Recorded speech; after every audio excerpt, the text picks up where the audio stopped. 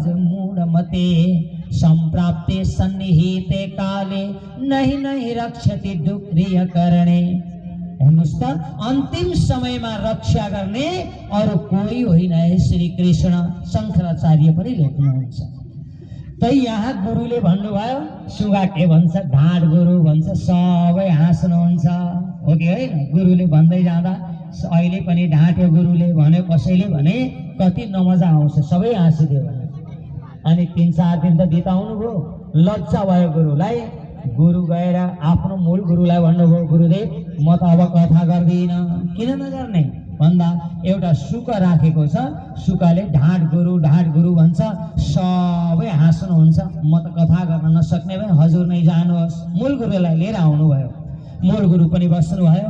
मूल गुरुले अब भागवत वाचन गर्न लाग्नुभयो। वाचन गर्दै जाँदा आज हिजोको गुरुलाई जे जसरी भन्थ्यो सुकाले, अब भन्न लागे यो त झन् ठुलो ढाँट आएछ, ठुलो ढाँट गुरु आएछ, ठुलो ढाँट गुरु आएछ भन्छ सुगाले।